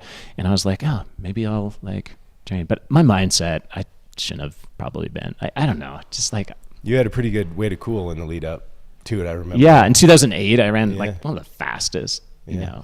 50Ks that I've done on trails, and way too cool. I remember I actually saw Eric like on the last climb, and he like turned his head and they saw me, like, I don't know. So I was training super hard and getting ready for like UTMB, and I thought, I'll go to Western and then try to do UTMB in 09, which I did go to UTMB, but I don't know. It just was like, again, like I didn't have that fire, and it's hard to like throw down. And again, hats off to Hal. Like, it's like, I don't know. And I don't know what happened exactly, but I probably shouldn't have been there in the first place. And I think there are some times where you feel like I was kind of searching maybe for some kind of identity of like, oh, this is what I did. Mm-hmm. So maybe I should return to that, and it'll bring, I don't know, again, I hate to use the word like mojo or drive for it, but I was kind of in this funk of like I'd won Spartathlon late in the season in 2008, and then thought, I'll throw in Western. I've always been fat like that. Your 09 Western series, I was always fat. It's like when you find musically like the lost basement tapes for a musician. You're like, what was going on there? Like, what was happening? I was lost. There was no doubt about that. I was just like, and I write about that in Eat and Run, that I don't know. It's just like, I wanted to be there, but I didn't. And that's not a good spot to be. We were talking about earlier, like, you don't want to be in limbo. You don't want to be like questioning things. And I was doing a lot of questioning back then of like, It was regardless of how it went in. I mean, I raced against Scott and I raced against Dave Mackey, and those are literally my two idols when I was growing up racing. So that 09 year will still be really, really special for me, that both those guys were at least on the start line, because that meant a lot. And I know they weren't at their best, but at the same time, that's one you'll cherish and hold on to. I still think, like, in hats off to Dave. I just saw him like a few weeks ago in Boulder. We don't usually cross paths, but Dave, I think, was probably the fastest Western States finisher that never popped it here, and just never because I mean, in terms of talent and just like mountain ruggedness. I mean, what he did at adventure racing, what he did, like, just, all of the stuff. I think he just never had nailed this race. That's just not to say that he'd ran pretty fast in 04, obviously, but I think he was capable. I mean, if you look at his Miwok, like the stuff, like back then, again, now I know there's a new era, but back when different. Dave was like, I mean, just, it's like Tyler Green now. You can run 15 flat and has nothing to show for it, cougar wise. It's amazing. So I think Dave, was one of those again. Yeah, for sure. I wanted to ask about, the mile 90 aid station. You got brought back, roped into filling bottles and ice bandanas. You just, I guess either of you speak a little bit about, the Quarry Road aid station, what you got going on down there. Definitely. I mean, Hal had to do some arm twisting, because I was just like, I mean, I volunteered a ton of races over the years, like all through my career. It wasn't like, after I got done racing, and like, so I've filled up a lot of bottles. I've broken down, done like, I've worked Kroger's, which is in breaking down Kroger's. If anybody hasn't broken down Kroger's at Hard Rock, it's like a lot of just like brute, putting on backpacks, hauling stuff, way down, like thousands of vertical feet.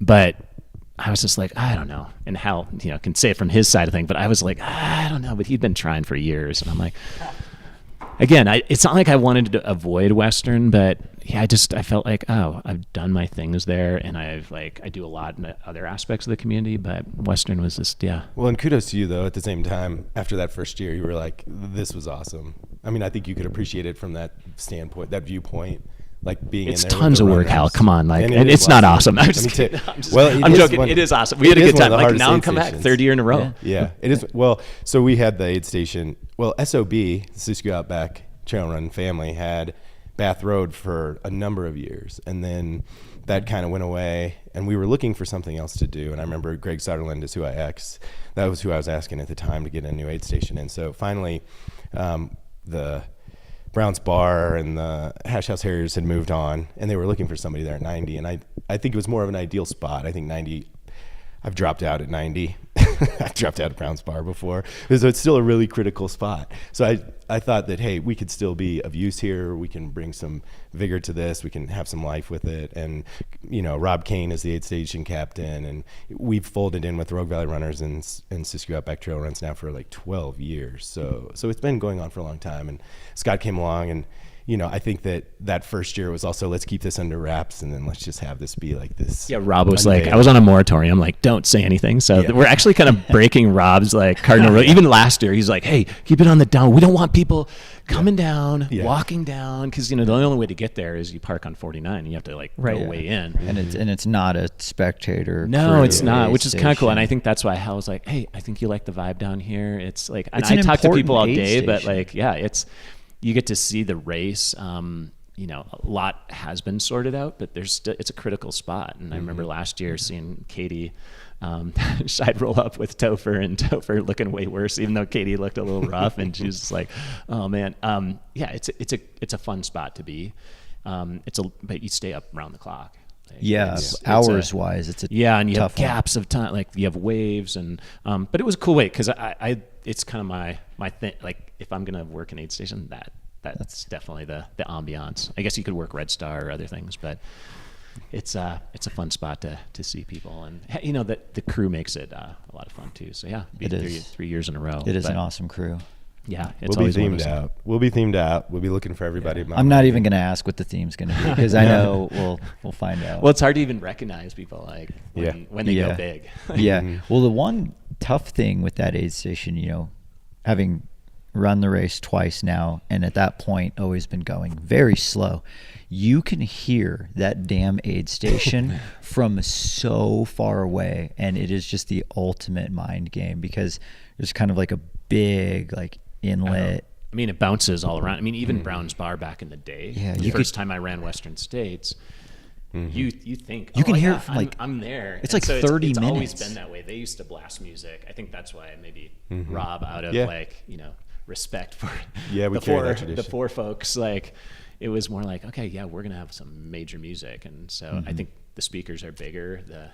The music, I mean, choices sometimes aren't always Rob's at the helm for that, but we make do. The aid station playlist is it's queued up to midnight when the first runner comes. When it's queued up for midnight, it's queued up for when the 24-hour runner comes. There are songs that hit exactly when people show up. So Rob has always been about that. It's pretty amazing. The DJ in him.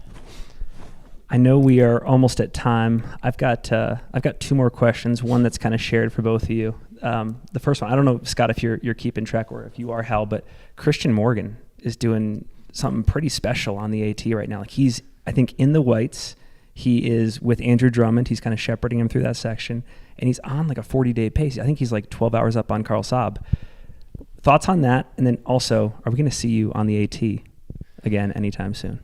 So what Christian is doing, I mean, I know Christian's been at it, this is his 5th go. I was talking to Carl. It's his life's work. He's just so AT focused, which is super cool. It takes a lot. As well as, I think what's more amazing is how many times he's done the AT in the span of the number of years. I mean, that's a burly monster to pull off, and I don't know if it's the best way, but he's definitely learning it. And so I hope he gets, I've always felt, I remember telling Carl, and Carl used to be like, no way, dude, sub 40. I'm like, sub 40 is totally possible. And it doesn't have to come from a Killian or what I call freaks. Like it doesn't have to be somebody.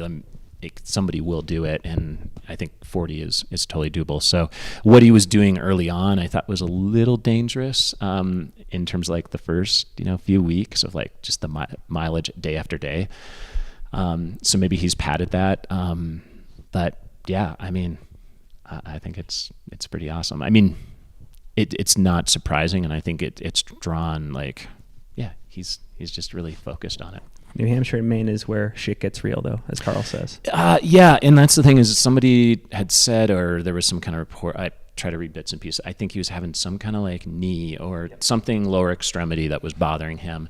And I was like, oh, that doesn't bode well. I think, he's definitely got the record unless he can't limp, but that is a bad spot to have an injury coming on strong. So, I mean, that's the only thing there is that I would be worried. And then the AT again, I mean. You going back? I tried to go back in 2021. Jenny says it was being packed into storage for the next time back in 21. She was just like, I mean, again, she was like, you had to go and ruin it. Like, just leave it alone. Like, don't go and like, I just felt like, gosh, again, it maybe brought back, bringing it full circle back to Western. It was like always about, dialing in things and getting better each year and figuring out more. And it kind of like maybe bubbled up some of that stuff of like, I could do this so much different, so much better. And but yeah, sometimes you just kind of have to like, she's like, any other trail, like let's do some other things. So some other things I definitely have like on my kind of like life list that are out there. And I don't know where the AT ranks, but Jenny does sometimes say like, you got to go clean up your mess. She's like really harsh on that kind of stuff. It's kind of like Leadville in 2013, when I ran that. She's like, you're not walking this in. And I was like puking my guts out, just like altitude was just hitting me. And I was like 9th place, and she's like, "That's a disgrace to everyone." I was like, "What?" Like, yeah, just and she's she's on a like top of the pack runner. She's a mid back of the pack kind of runner, just has fun with it. But yeah, she's tough on me. Which again, it's a lot of commitment, a lot of sacrifice. Yeah. So now she's running 100 this year. So we'll she's back to it after Bighorn. She did a couple of years ago. Well, side note, Brett and I have a long run archive segment of the show, and we did like a favorite FKT trip reports of all time section, and your 2012 JMT came up. That I run far trip report Mike's, is awesome. Right, you and Mike on the JMT. Yeah. We had, it felt like home. That was creative. And that's the thing. Like I think we need more of that creativity or humor in trip reports, right? Or like, Strava. There's some people putting out, I guess, quality stuff here and there, but wouldn't you say, Hal? Again, I don't want to say like, back in the day, but the content's amazing. I wish I could go back and find all the things, but neither of you are even on Strava. Like, you're not on Strava. I have an account that burner account. Oh yeah. I have a burner account. Your boy Scott Jurek. That's what you call. If that's what you call it. That I started way back in the day when I first started. But I don't know. Again, I'm just old school, and I don't know. Do I want all my runs out there? And like, it's awesome. I think from a lot of aspects, and I think it's a tool. But again, I think as an athlete, I don't know. Like, would I have been on Strava? Probably not. I would have been the one that was dark. Well, we always used to joke about tons of secret training, and now it's all just kind of out there. But but there are some people, I don't know enough. I think people are starting to peel back from some of it. And again, nothing against Strava. It's not like I'm anti-Strava. I think it's a wonderful tool. But yeah, it's the secret training. Or like Dave Mackey saying like, oh yeah, it's been snowing in Boulder. The weather's been terrible. He always used to be the sandbag. There's so many sandbaggers back then, and you could get away with it because nobody knew what you were doing. Yeah. Now, you just don't even have to be on Strava. You can be on the trails in Boulder or other places. Like, I saw them doing this, or they're like, I don't know. Everyone seems like they have a race bib on their training. Like in Boulder, it's like they can't even stop to like say. They're just like, hi, like they give a nod. And I don't know. Oh yeah. It's a different intensity, I think. There's no stopping and shooting the shit on the trail for a while. No, I can't get anybody to talk to me. I don't know. Maybe nobody likes me, right? Well, yeah, not here to make friends. Not here to make friends. I got at least one more, probably just one more for me. Jim Walmsley on the men's side is the king right now, but Father Time is undefeated, and there will come a time when there's a new king. And the reason I bring that up is because, both of you guys have been at the top of the sport before. And I've always been fascinated with like the transfer of like greatness and high competition, like passing that baton on. And I've always wondered, like, is it as straightforward as like, you know, Hal, you being like, all right, Tony, here's the keys to the castle? Or like, do you kind of like have this like multi-year thing of like denial where you're trying to hang on to a previous version of yourself? Like, and I want to ask both of you that question, but like, Scott, like, how did you think about like stopping racing in 2013 or 14? Like, were you done and like saying like, Rob, it's your time, or like, how are you thinking about it? I think it has to happen organically. And I think for me, it's not like a finite, like everyone loves to use the word, retired, or likes to have these labels and be like, okay, I'm retired. Jenny doesn't like that I'm sometimes in limbo, or like, oh yeah, there's still like, I still want to do this or that. But I think it's like a evolution of one. And I don't think there's like one point where you're ready to do that. I mean, I kind of remember like some people, and I think Jim, I think it was at Torrance's wedding. You know, he was just like, I don't know how long I'll do ultras. Like, he was kind of like, the mentality I got out of him was like, he just wanted to burn the matches and burn them hot. And I was like, hey, that's cool. Like, again, I have no like, oh, you got to do it this way because that's how we did things, or how it used to be done. It's like, yeah, if you want to burn them hot and go for, you know, broke for a smaller window, I mean, I think it's great. I mean, it's hard too to be on top for a lot of years. Yeah. It's hard to know where that. I think that forever it was like chasing, like you had this level of confidence that could get you to the top, and then it was just like you were saying earlier. You came out here and you ran. You know, you knew you wanted to do it yourself. You knew you were going to win. You raced against yourself. You raced against the course. You raced against these mountains, wherever it is. And I remember being able to do that at specific courses everywhere, and I wasn't too worried about competition necessarily. And so then when it came back into like, wow, these courses they're getting after me a little bit, or I couldn't find that same fire on the same courses, that's where other runners were coming along, I thought. And that was for me, that was also a shift too. But it's just as mental as it is physical. Oh yeah. And I mean, even Unbreakable, Killian says something like it's 50% physical, 50% mental, but it's like when you get to hundreds, and like you were saying earlier, and just like the AT, there's a level of person that can run 100. I think that your mind is really, it's more than 50% about what gets you to that finish line, and how you, and to be, you know, to grab a cougar or top 10 or whatever. But yeah. And you gotta, it's different for everybody. And I think you want to think like, okay, there's going to be this perfect moment and I'm just going to exit out, or like, I got what I wanted to do, or I got what I wanted out of the sport. And to me, it's like, I think running will always give me something. It's always going to evolve, or, you know, the transformation. I mean, I hope I don't want to come back here and run when I'm 80, but ideally, like, I mean, there are some people who do, like, you know, physically, like, I mean, look at our buddy Carl. Like, Carl's had 3 scopes on his knee, and like, he's still chasing, like, he has these things. And like, I always used to be like, I don't want to be that, like, out here just blowing my body apart. Like, I still want to be like healthy and find this balance. And I think, again, there's nothing wrong with it. Like, Carl would just be like, I'm hammering out like what, 600s this year. Like, and he told me he was like done after he got his last scope, just being like, yeah, I don't think I can do any more hundreds. ATs definitely, like, now he's like, so like, I mean, if you have the drive for it and you want to, I mean, more power to you. And again, it's nothing against the people who are, but like when you run at a very high level, and what, like Jenny Hal and I have talked about, like, let's find 100 that we just go and like do it as like a fun run for us, like group of guys, or finding like that group and just go and do it on a different level. And Jenny's always just like, oh no, everyone's going to want us. I'm like, why not? I'm just going to do what I want to do. There's no pressure. Like, and it's not like, oh, I'm trying to prove something to myself. Like, oh, I got some of what I used to have. I think that's a bad. You guys recently participated in a relay race together, right? For a couple miles. Can we hear about that? Maybe just one story.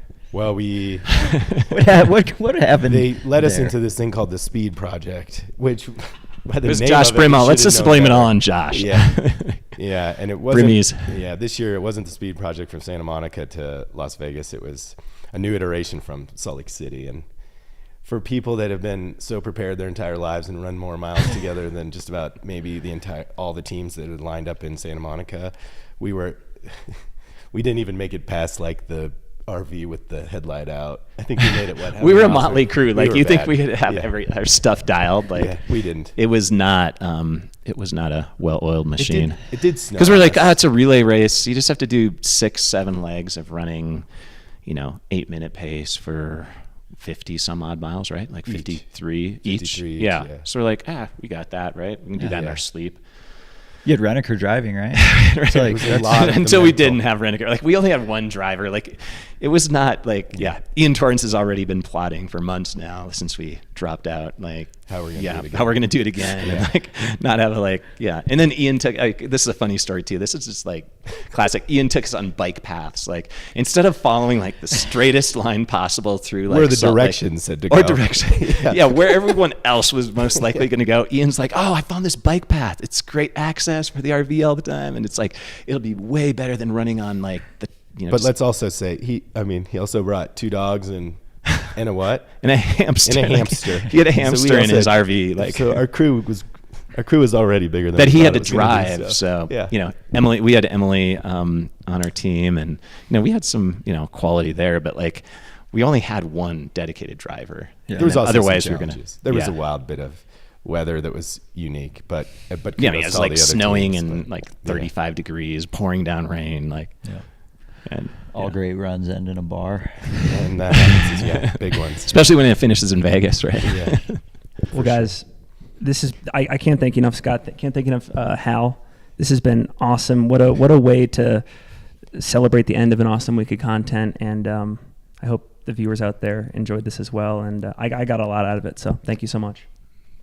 Thank you. Thanks. Thanks for having us. Thanks for everyone who tuned in. Did we get any last minute questions? Should I ask one last question? Or do you have any were there any really good, like, There I you feel go. like we Okay. neglected maybe I got the chat, like, I don't know, do a lightning round, like find some questions and like answer quick. Would Like, Scott ever do the Cocodona 250? 200s, I kind of am like middle of those. Like, I think it's cool for people. I think it's a great way to see. And Cocodona is cool because it has a lot of trail, but honestly, not to race. Like, I think those are, it's interesting. Some people are focusing on them, but I think it's a great way to see trails in a part of the country and having aid stations and sleeping stations. But I don't know, I usually used to say like 48 hours. I stop at 24 for like 24-hour road races and stuff. I'm like, I just have no desire to keep going for 2 or 6 days. Like, as much history is there. I'd crew you if you wanted to. Hal, you'll come down to Arizona. Yeah. I'll be into Any the crew others? aspect for sure. So if you two were both granted entry into this year's Leadville 100, head to head, who's winning? Scott's winning. Or I should. Well, like on paper, way to put up a I good should fight, win, Hal. right, Hal? Because like he's not at sea level, but pretty much like there'd be a reason. I might be able to take it this year though, Hal, because I'm spending time. Jenny's doing High Lonesome, so That's right. Oh, yeah. we're gonna hang out up there. But I don't know. I feel like mentally you've got it. I don't know. It would be awesome. It's the one race I've always thought I could go back and do better at, but not now. So I think I'm. I don't know. You're running pretty well though now, aren't you? Like, maybe you're pretty take a healthy. bike. Maybe if we're talking about Hal might be the Yeah, healthiest he's bikers. been in like what, a decade? It's better. Or It's 12, better. yeah. We're getting there. Who knows? Yeah, I don't know. That'd be fun. Leadville's a wacky one though. Did you win Leadville? No, I was second. No. So you guys- that was To Paul DeWitt, and Kind that of was the year both of Carpenter yours. ran it the first year, and Yeah. I had a pretty decent Leadville. Not compared to now, but back then, like time wise. But because I think it was there's still yet to be someone to Yeah. have won Western States, Leadville, and Hard Rock in their career. Yeah. No Here's one's, another no one. one's done. So like, I don't know. That's maybe, a stat. Maybe that grows some fire somewhere. But yeah, there's only a few people who are like really eligible to even. do that right now. that's a tough one to pull off. And Yeah. although it does show like I think a well-rounded discipline. Yeah. I think you should throw some road races in there too. Yeah. I think the roads have like, that's why again I really appreciate like Jim, what he did, with the 100K, like whatever you want to call it, speed extravaganza. Like it was I think it's cool that there's still some, I don't know, just respect given to like the road scene, because as Hal know, like a lot of these races we had to like, there just weren't many options. You had to still do some road stuff. So and there's a lot of history behind those, but I just feel like 100K 24 hours, they're kind of 24 hours are maybe holding on a little bit better, but 100K road stuff is kind of a dying breed. I know you guys are all single track here, but for ultras, maybe Hal, that's what we should do. Maybe we should do Passatore or Comrades. Those are 2 on my book. Hal versus Scott at Comrades. Maybe. 2025. I talked to a friend the other day about London to Brighton. I wish I'd always done that. That's another classic too. I mean, they don't even have a formal race. I think it's like they kind of relay. run it. Yeah, they run it. But yeah, London to Brighton, Comrades, Passatore. There's some classics. So yeah, maybe we cage fight at Comrades. We can talk about bringing it back, but we'll see how that goes. Okay. Yeah. We have to do Kiss, Marry, Kill. That's got to be the one we have to do. Okay.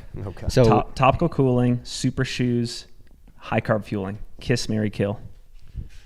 Yeah. So. Yeah. What are you gonna marry? Am I going first or is Scott going first? You marry the carbon shoes.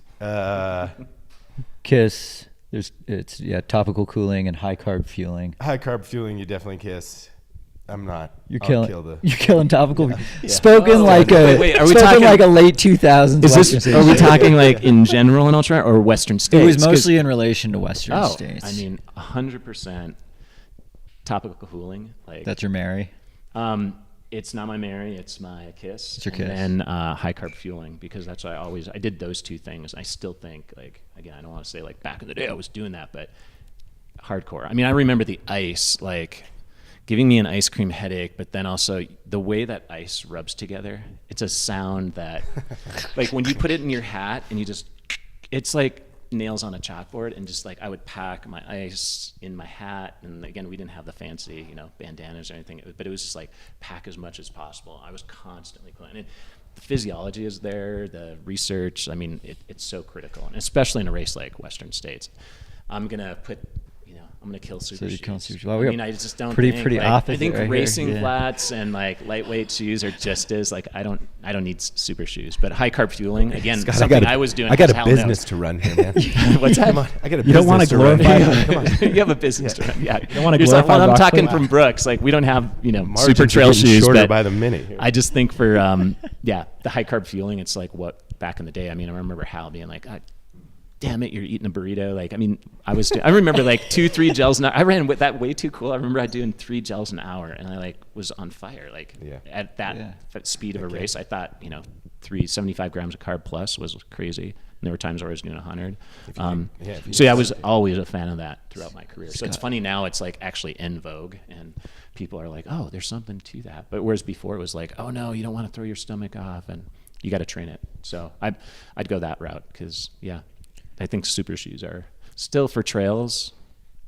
Maybe not quite there yet. I don't not know. quite there Or ever. it's going to be hard. Yeah. And this is somebody who's worked with a shoe company for 20 plus years, and we're, here with Brooks. I just think that area, like we still have a lot. I think there's going to be gains in certain aspects, but is the super shoe, the carbon plated shoe fit for trail?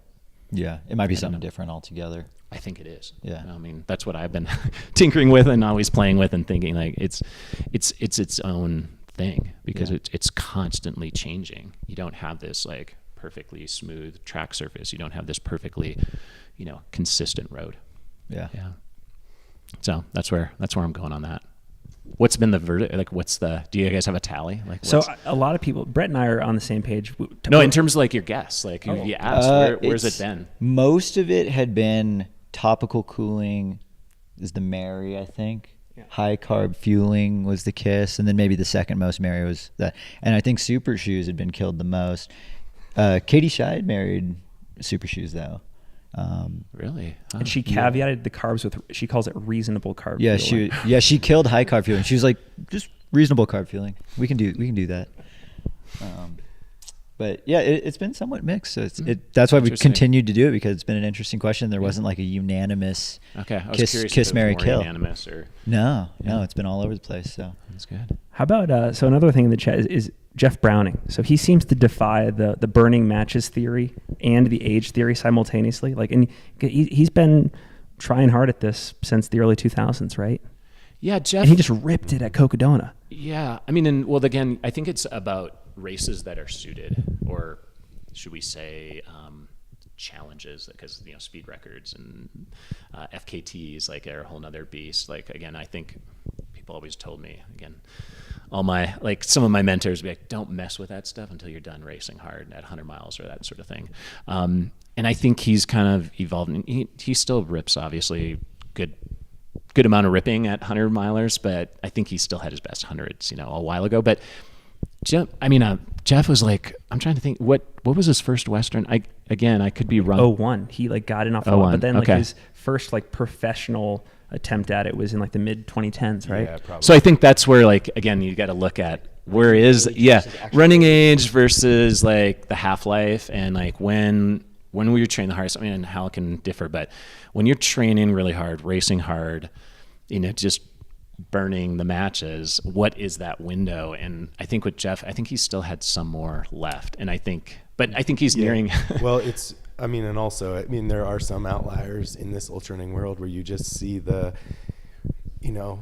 all had a little bit of it in us for a certain amount of time where you just had to, you put your nose down and you did obsessive racing, obsessive running, and everything else. And so whether or not, where he's at in that wave, I think he kept it pretty even throughout. And he's still there, and he still has, that's awesome to still see the fire, even the hard rocks. And it gives me hope. I just turned 50 and I'm like, this guy's so I think not that hope, but I don't know if I want to races that hard for 100 miles or 250. But I think it's all about what fuels you, what gets you excited. And he's has had a great go at it. And I think there are those people who can.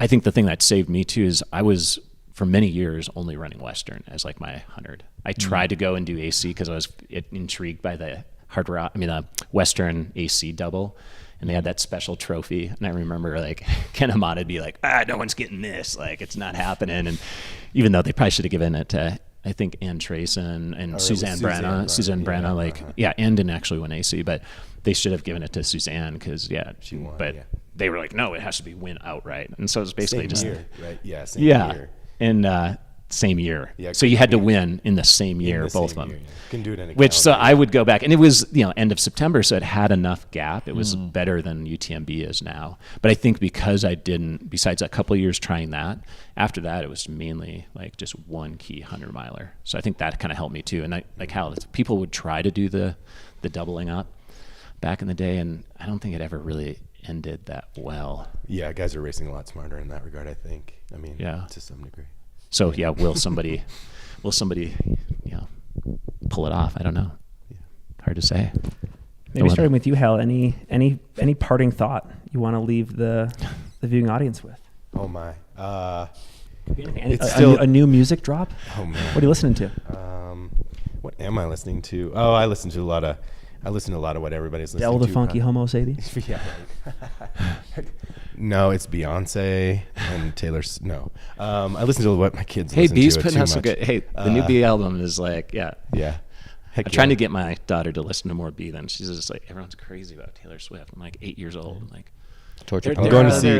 What about Billie Eilish? She's got So there's some good there's a lot of that. quality stuff being put out by Billie's new album is good. Yeah. I like Billie's new album. I'm going to see Camp in a couple weeks, and I'll go see Mount Joy in the end of August too. Nice. So those are the two bands that I'd be listening to the most. I just hope that all 10,000 people that try to get into this race in some way or another get to participate at the end of the day. I think that this race still holds just everything for what is America ultra running and 100 milers for sure. Yeah. Just make it to Hal at mile 90. He'll take care of you. Let's hope so. Yeah. It never came up, but I think this race should have more people in it. I've always been pretty progressive. I remember Shannon Weil was like, "Hey, we got a spot for you on the board when you want it." And I'm like, I don't know, it drive me crazy dealing with the politics. But this race, there's a lot of potential with it, but it's been held back, I think. And if I can say anything, I would want more people to have an opportunity. And I think the sport's going to have to figure out that conundrum of how do you let people experience some of these iconic races, and what do you do with the load to aid station workers, to volunteers, to management? What do you do with the load for elite athletes? I mentioned earlier, I think people should be able to show up on race day, and there should be some surprises. Remember when Norm Klein would throw people in the mix weeks before the race? That to me is going to foster continual growth and excitement in the sport too. Like when you get to, there's just a lot of dictation right now in the sport, I think, and trying to like put parameters on things. And so I'm a bit more, I don't know, is it radical in the sense of like, I think, it should be. Interesting take. Yeah, I think there should be like, and let's figure it out instead of just like, oh, this is the way it is. Like we got to like keep it, this way.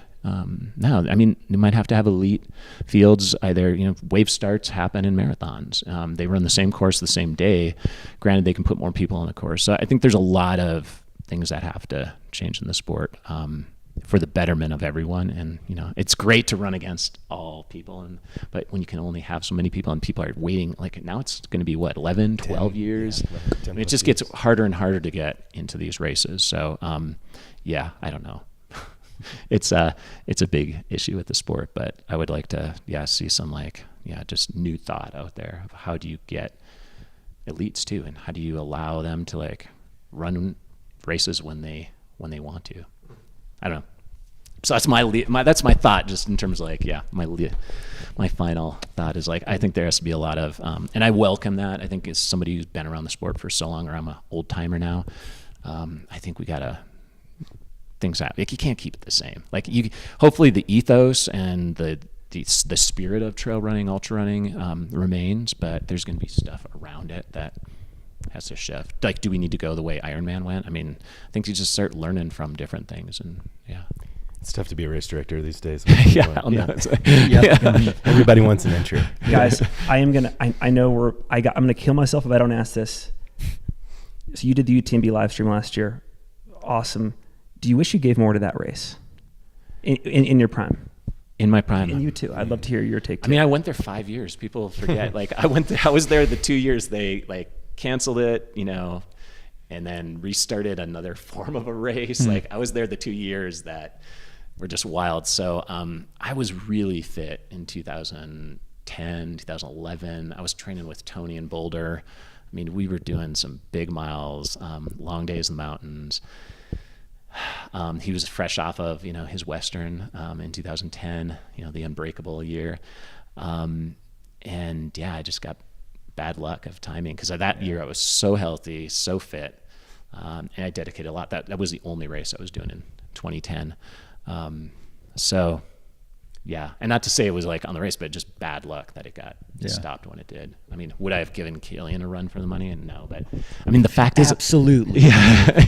I mean, Marco Omo, I was there, in 2007. Hal was there too. We and Carl, a few of us went over, and just be like, I mean, that was just unbelievable. And he won it. Yeah, he won it, and then Killian showed up on the scene in 2008. But if that was one like in like the feather in the hat that's not there. UTMB, like a more solid finish. I mean, I went there 5 times and I finished once. Kind of not hobbled in, but came in. It's a wild race. I mean, I was stoked. It was cool to be there live streaming when Jim, so to say, I cracked the code. I mean, for males, it's always been. And do you need to move to France? I still don't think so. Like, did it help? Probably helped some, but it's just crazy. Like, it took us how many years? Like from the men's side, like 15. The women do it all the time. And it was kind of a curse or something. Maybe that got lifted. Now everyone's gonna just be killing it at home court advantage. I mean, it's a big thing. It's an understated value, I think, in a lot of ways. If somebody wants to send me over there for 3 months or 4 months, I'd go try again. Let me tell you what. I do think that's in your prime. If you could have Hal Kerner of 2007. I was in pretty good shape too, but I still think that was it. It just the awe of everything, and you have to. I'd never raced. I don't think overseas. I didn't even hardly know there were races overseas. I thought you had done. You never did trail walker or anything like that. Okay. I'd done trail walker right before that, but going to Europe for an event like solo to prep for a race, I never done. I didn't even know there were that many races overseas. So the whole thing like kind of blew. Well, an ultra, and there weren't really. I mean, there weren't ultras. A lot of people forget. Like there's the traditional mountain running scene, but there weren't many ultras in Europe, and I think there were probably more in Asia than there were in Europe at the time. And it wasn't like a super competitive thing in the early days. I mean, I would say like maybe 2005, 6, 7, it started to get a little bit more, but I mean, it was, but But you should have, would have, could have. It's Sure. yeah, if I focused on that, I don't know. Yeah. But it was That'd fun be to fun. see. Like Jim finally, Mhm. I was wondering if he was going to be able to do it, because on paper he's a wicked fast, and Yeah. that course is not. I think it's fun to see him get into that. What I would say, just big mountain. I'm thinking For sure. he laced one That's a of different those. Yeah, definition. that's a big. Different category. Yeah. You had one of the most honorable vision quests at that race of all time. Oh. Of all time. Maybe.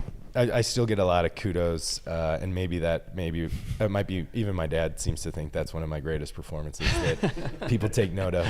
And they still remember that one amongst all the other things they could remember. It probably won't be replicated. The I don't course think. record was it slowest finishing time for a professional runner around Mont Blanc. Wearing rain pants at the end because, they're just trying to hide everything. And a Ziploc bag. In a Ziploc over bag. parts and, unknown. Yeah.